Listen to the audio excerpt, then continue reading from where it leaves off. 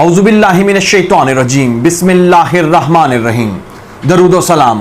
حضرت محمد مصطفیٰ صلی اللہ علیہ وآلہ وسلم پر، ان کی پاک آل پر، ان کے اصحاب پر۔ ناظرین، جب کل چھٹیوں کا اختتام ہوا، عید کی چھٹیوں کا، اس کے فوراً بعد عالمی منڈی بھی اوپن ہو گئی اور پاکستان میں بھی کاروباری سرگرمیاں شروع ہو گئیں۔ کاروباری سرگرمیاں شروع ہوتے ہی ڈالر کی قدر میں اضافہ ہوا اور روپے کی قدر کم ہو گئی، لگ بھگ 1 روپے 50 پیسے کا یہ اضافہ۔ اس کے بعد ڈالر 188 روپے سے تجاوز کر گیا۔ اس کے بعد جو مارکیٹ تھی، سٹاک ایکسچینج، اس میں بھی بڑی مندی کا رجحان رہا ہے۔ اس طریقے سے جن لوگوں نے یا جن کو ترجمان تو کسی اور کا بننا چاہیے تھا اور خود ساختہ ترجمانی کی تھی اس حکومت کے آتے ہی، اور یہ کہا تھا کہ جیسے ہی یہ رجیم چینج ہوئی ہے، جیسے ہی یہ حکومت چینج ہوئی ہے تو اس کے فوراً بعد ڈالر بھی ڈاؤن ہو گیا اور جو سٹاک ایکسچینج ہے وہ بھی مستحکم ہوئی ہے۔ لیکن اب میں ان خود ساختہ ترجمانوں سے بڑے عزت اور احترام سے پوچھتا ہوں کہ مجھے بتائیں کہ اب جب انہوں نے دوبارہ سے ایک بار پھر سے وہ جو 4 روپے 85 پیسے یونٹ پہلے مہنگا کیا تھا، اس کے بعد ایک 3-3.5 روپے کا اضافہ کیا تھا، اور اب تیسری بار ڈالر یعنی کہ بجلی میں اضافہ ہوا اور 2 روپے 86 پیسے فی یونٹ کے حساب سے تمام پاکستانیوں کو بجلی اب مہنگی ملے گی، اور اس کی مبارک آپ لے لیں۔ اس کے بعد میں آپ کو مبارکباد پیش کروں گا کہ عالمی جو ہماری بلکہ سٹاک ایکسچینج کی جو منڈی ہے وہ سٹل ڈاؤن جا رہی ہے، ڈالر میں اضافہ ہو گیا ہے۔ چینی کی رقم کو 20 روپے بڑھا دیا گیا ہے، گھی تقریباً 30 روپے تجاوز کر چکا ہے، یعنی کہ صرف 1 ماہ کی یہ روٹین ہے۔ اس کے علاوہ جو آٹا ہے، کل کی بڑی ریسنٹ نیوز ہے، 1150 روپے سے لے کے 1300 روپے کا یہ تھیلا ہو گیا آٹے کا، تو اس پہ بھی آپ مبارک کے مستحق ہیں۔ سٹل اسی طریقے سے اب ڈفرینٹ چیزوں میں بڑھوتری آ رہی ہے، اور جو اسٹیٹ کا ادارہ ہے، جو ادارہ شماریات ہے، اس کا فیڈرل کے وفاق کے انڈر کام کرتا ہے، اس نے پچھلے دنوں ایک رپورٹ شائع کی ہے اور اس میں یہ کلیئر کیا گیا ہے کہ جب سے یہ حکومت چینج ہوئی ہے، جب یہ رجیم چینج کا آپریشن کمپلیٹ ہوا ہے اور جو امپورٹڈ حکومت مورز وجود میں آئی ہے، تو تب سے 15 سے 20% چیزوں میں اضافہ ہوا ہے، چیزوں میں قیمتوں میں اضافہ ہوا ہے۔ تو یہ ایک چیز تھا۔ اس کے علاوہ آپ کو اب میں ایک اور خبر دیتا ہوں۔ وہ خبر ہے کہ ترجمان جو تھے پرانی حکومت کے مزمل اسلم صاحب، انہوں نے پہلے وہ ترجمان تھے اور اب آج کل وہ ماہر معاشیات کے حوالے سے کچھ سٹیٹمنٹس اپنی دیتے ہیں۔ پچھلے دنوں دی نیوز میں ایک پوری خبر آئی ہوئی تھی جس میں کہا ہوا تھا کہ پاکستان اور سعودی عربیہ کے درمیان 8 ارب روپے کا کوئی معاہدہ ہوا ہے، جس کے اگینسٹ سعودی عربیہ نے 8 ارب روپے پاکستان کو 8 ارب ڈالر پاکستان کو دینے ہیں۔ تو آج مزمل اسلم صاحب نے وہ سٹیٹمنٹ بلکہ کل دی ہے، اور اس سٹیٹمنٹ میں یہ بتایا ہے کہ سعودی عربیہ نے جو ان کے اپنے 3 ارب ڈالر پہلے دیے ہوئے تھے وہ بھی مانگ لیے۔ اب یہ تو ان کی سارے کٹا چٹا کھل جاتا ہے ادھر، یہ تو مزید یعنی کہ جو آئے تھے، جو ہم تو یہی سمجھ رہے تھے کہ 8 ارب کی جب ہم نے یہ بات سنی، پہلے تو اس بات پہ یقین نہیں آ رہا تھا، لیکن جیسے ہی انہوں نے اس بات کو میڈیا پہ وائرل کیا، جیسے میڈیا نے آپ کو پتہ ہے کہ 90 سے 95% یہ میڈیا خرید چکے ہیں، وہ ان کی زبان بولتے ہیں،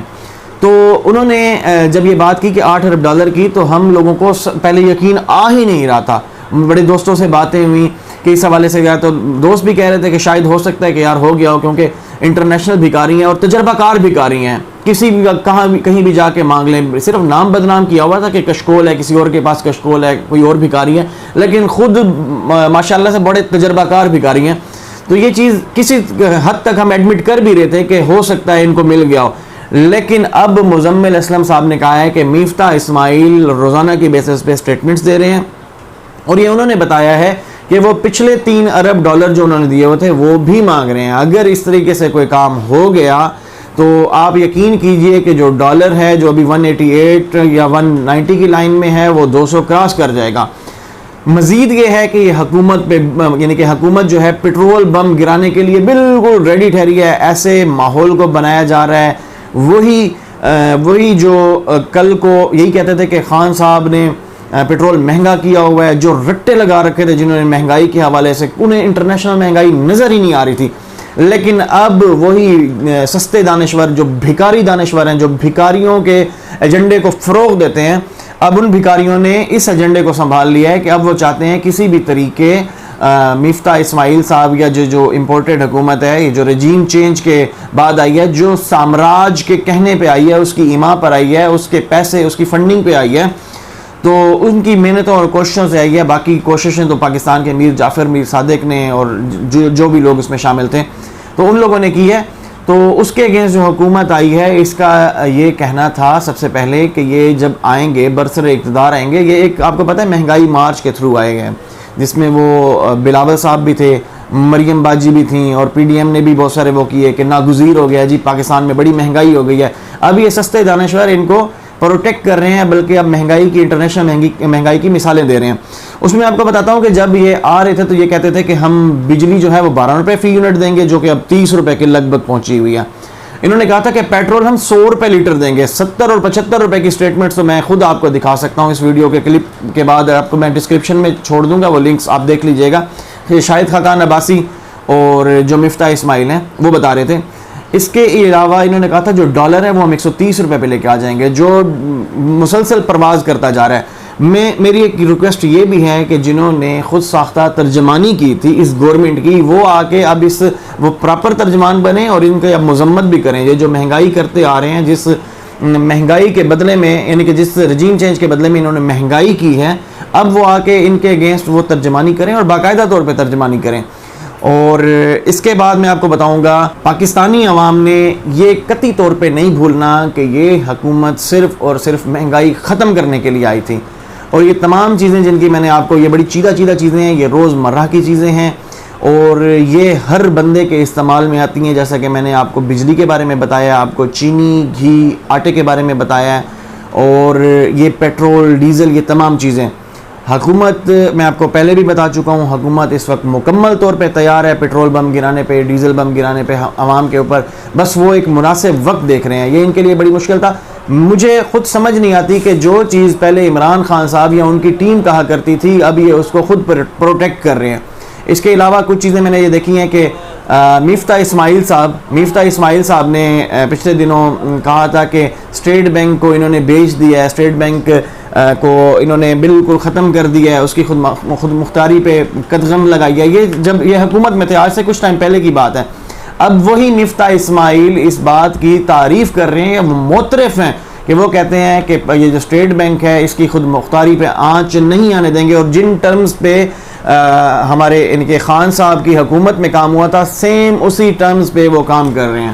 یہ ایک چیز. اس کے علاوہ مفتاح اسماعیل صاحب نے ایک اور سٹیٹمنٹ دی ہے کہ جو کامیاب جوان پروگرام ہے وہ بہت اچھا پروگرام ہے اور اس کو ہم ایز اٹ از کنٹینیو کریں گے. تیسرا یہ ہے کہ جو امپورٹڈ حکومت کے جو پنجاب میں وزیر اعلیٰ بنے ہیں حمزہ شہباز صاحب، ان کا یہ کہنا تھا کہ ہم احساس صحت کارڈ ایک اچھا اقدام تھا حکومت کا، جس کو ہم ہر صورت میں کنٹینیو کریں گے. تو یہ چیزیں جن کو یہ پہلے تنقید کا نشانہ بناتے رہے ہیں، پہلے اسی صحت کارڈ کے حوالے سے بات کرتے تھے کہ آپ لوگوں نے کیوں انشورنس دی لوگوں کو، کیونکہ یہ تو چاہتے ہیں کہ اس طریقے سے کے پروجیکٹ کیے جائیں جس میں کنکریٹ اور جس میں لوہا سریے کا استعمال ہو تاکہ ان کی انڈسٹری کامیاب ہو. پہلے یہ اسی پہ تنقید کرتے رہے کہ جب ایک بندے کو کھانے کے لیے چیزیں میسر نہیں ہیں تو اس کو آپ صحت کے عنوان سے اتنی اچھی فیسیلیٹیشن کیوں دے رہی ہیں. آج وہ خود معترف ہو رہے ہیں ان باتوں کے. ان کی دوغلا پالیسی ذہن میں رکھیں، دوغلا پالیسی. اور اس کے علاوہ میں آپ کو صرف اتنا کہنا چاہوں گا کہ اب عوام بیدار ہو چکی ہے، اب یہ ہجوم سے قوم بن چکی ہے. اب اس کو بہلانا، پھسلانا یا کسی بھی ٹرک کی بتی کے پیچھے لگانا بہت مشکل ہو گیا، بلکہ میں کہوں آپ کے لیے آسانی کر دوں کہ ناممکن سا ہو گیا. اب لوگ اس چیز کو سمجھ چکے ہیں، وہ ان چوروں، ڈاکوؤں اور لوٹیروں کو جانتے ہیں، بوجھتے ہیں. یہ جو پچھلے 30 سے 35 سال جو گند کیا انہوں نے اور میثاق جمہوریت کے نام پہ ایک دوسرے کے گناہ معاف کر رہے ہیں، تو گناہ انہوں نے معاف نہیں کرنے، وہ اللہ تبارک تعالیٰ کی پاک ذات نے کرنے ہیں. اور اللہ کی عدالت کے بعد جو فیصلہ آئے گا، کیونکہ وہ پاکستان کے حوالے سے ہے، ان کے باپ کا پاکستان نہیں ہے، ان کی اولاد کا پاکستان نہیں ہے، یہ عام لوگوں کے ٹیکس کے پیسوں سے یہ پلتے رہے ہیں آج تک، اور ہمیں لوٹتے اور نوچتے رہے ہیں، اور جا کے لندن اور دبئی میں فلیٹس اور عمارات کھڑی کرتے رہے ہیں۔ تو میں آپ کو بالکل بتا دوں کہ یہ عوام اب سونے والی نہیں ہے، کسی بھی صورت، کسی بھی پریشر سے اس کو یعنی کہ انڈر گراؤنڈ نہیں کیا جا سکتا۔ یہ آئیں گے اور یہ آپ پہ بفر کر آئیں گے، کیونکہ یہ اب جاگ چکے ہیں، انہیں پتہ ہے کہ حقیقی آزادی ہم نے لے کے رہنی ہے۔ جس مہنگائی کے نام پہ انہوں نے عوام کو، عام لوگوں کو اکٹھا کیا تھا، بہت چند سے لوگوں کو، ان لوگوں کو پتہ تھا کہ ایک خان ہی واحد لیڈر ہے اس مسلم امہ کا، اس پاکستان کا، اس قوم کا، کہ جو ہمیں ہر قسم کے بحران سے بچا سکتا ہے، جس نے ہماری جو آنکھیں ہیں وہ اونچی کرائیں، جس نے ہمارا سر اونچا کرایا فخر سے اس گرین پاسپورٹ نے۔ تو اب یہ لوگ سارے کے سارے ری الیکشن چاہتے ہیں، میرا مقتدر حلقوں سے، میرا اعلیٰ عدلیہ سے، میرا یہ جو اس امپورٹڈ حکومت میں جو چند ضمیر والے لوگ ہوں گے، ان سے یہ مطالبہ ہے فوری طور پہ ری الیکشن کرایا جائے، اور اس ری الیکشن کے نتیجے میں آنے والی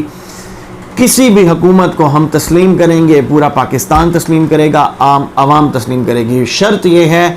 کہ ماضی کی طرح اگر غیر شفاف انتخابات ہوئے تو یقیناً ہم نے جس طرح 4 حلقوں کو لے کے پوری پاکستان میں کیا پوری دنیا میں شور مچایا تھا، اسی طریقے سے بالکل شفاف انتخابات ہونے چاہیے۔ اور آخر پہ ایک بات کروں گا کہ اس اوورسیز کے ووٹ کے حق کو ختم کیا جا رہا ہے، حذف کیا جا رہا ہے، یہ ہم کسی صورت نہیں ہونے دیں گے۔ اگر ایسا کرنے کی کوشش کی تو اوورسیز ایک اچھا حصہ ڈالتے ہیں پاکستان کی ڈیولپمنٹ میں، اور آپ خود دیکھ چکے ہیں کہ جو وہاں سے ریمیٹنسز ہوئی ہیں تو وہ بے تحاشا ہوئی ہیں، وہ پر منتھ 3 سے 4 ارب ڈالر پر جاتی ہیں، اور وہ میرے خیال میں 31 سے 32 ارب ڈالر وہ کراس کر چکے ہیں۔ تو اگر ان کے ووٹ کے حق کو ختم کرنے کی کوشش کی تو وہ اپنا پورا حق استعمال کریں گے، اور وہاں سے ریمیٹنسز اگر انہوں نے بھیجنا ختم کر دیں تو اس امپورٹڈ گورنمنٹ پہ مزید سختی آ جائے گی۔ اب تک کے لیے اتنی معلومات تھی۔ انشاءاللہ تعالی نیکسٹ ویلاگ میں آپ کو میں عمران خان صاحب کے میاں والی کے جلسے، اور جو مریم بی بی کا 1500 سے 2000 لوگوں کا جو پیڈ لوگ آئے تھے، جو بریانی پہ بلائے گئے تھے، ان لوگوں کے جلسے کے بارے میں ایک تو آپ کو ڈیفرنس بتاؤں گا، اور کس کے پاس کیا ایجنڈا ہے، کس کا کیا بیانی ہے، اور لوگ کس کے پیچھے آتے ہیں وہ بتاؤں گا انشاءاللہ تعالی۔ بہت شکریہ، جزاکم اللہ، خدا حافظ۔